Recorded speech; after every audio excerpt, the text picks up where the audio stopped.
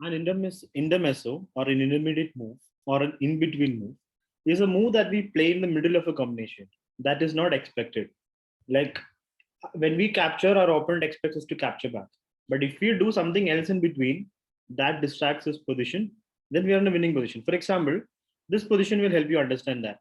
We can play knight takes knight, and if he takes our rook, then we can take his bishop.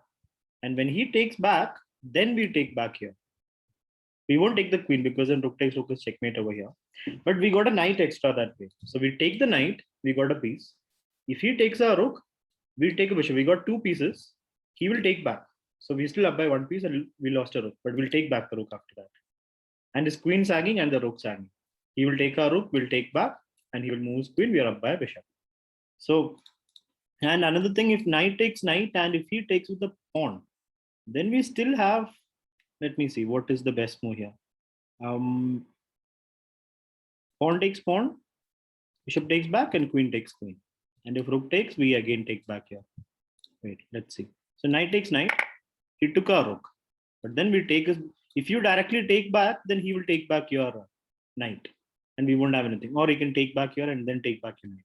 But we take here first, and now don't blunder, bishop takes queen, because rook takes rook is checkmate. We just take back our piece, and we take back, and we are up by a piece. So there we played that knight into bishop move, in between move. That's what we call an intermezzo. Here, black has just captured our bishop, but before we capture his bishop, we can play an intermezzo. What could it be? His king is there without any support, and h7 square is right for us to take. Here is what we can do, a Greek gift sacrifice. We can play bishop takes pawn. That's what we call a Greek gift. Bishop goes to give a check, the knight comes in, and now when king goes back, we bring the queen in. And checkmate is unstoppable. Even if he plays f6, queen h7 is checkmate. So we made it happen by playing bishop h7. If you directly take the bishop, he'll just play g6, and we won't have much. It'll just be a capture, exchange. But this way we win the game.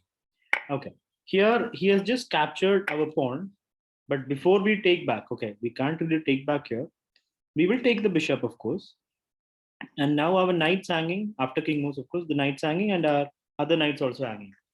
That's a slight issue. We can just take here, right? So we take the bishop, and now we can just take the pawn. Okay, what is the material? We are up by a piece, but both our knights are hanging. We can just take back here. If rook takes, there is mate over there. If he takes our, if rook takes knight, we just checkmate. So basically, we saved both pieces with that check in between. Okay. Here, white to play and win. We have to take back, right? It's a automatic recapture. Is there anything else we have to consider? No, we just take back. And now when he takes our queen, here, the point is, when we take back, he'll take our bishop and there will be an equal position. So is there a way we can be a piece up? Is there an intermediate move that can save our piece? Yeah. We play bishop d7, saving our bishop, a big surprise to your opponent, and then we take back his queen. So we are up by a bishop and we are in a winning position. Let's look at another position. White to play and win. He just moved his pawn. What shall we think about here? Rook g4 is interesting because if pawn takes, queen f7 is almost checkmate. Queen f7, king moves, and then what do we have? That's a bit tricky, right? We don't have a continuation then. What could it be? If you play, what other moves there to consider? h4. No, it feels like it has to be rook g4. Rook g4, pawn takes. Queen f7, there is knight g4. Oh, that's it. So queen f7, king h6, and knight takes g4. He will lose his queen. So rook g4, queen f7. Now comes knight g4. I'm just checking whether the move is right before I play it. Knight g4, pawn takes, and the king is still stuck there. He's got two rooks and a bishop, but his king will probably get checkmated. Or is there anything else? No, there's nothing else. Knight takes back, and we get a winning position. Because now we are threatening moves like queen h5. And we're also threatening moves like g5. For example, if he moves his pawn to develop the bishop, we'll play g5. King takes, queen g7, and we pick up it. So it's a winning position for us. Here, black has just played queen here, expecting us to exchange. But then we are going to play a nasty intermezzo. Which is that? Can you find out? You can see that the queen and rook are in the same file. And that allows us to play rook to e1.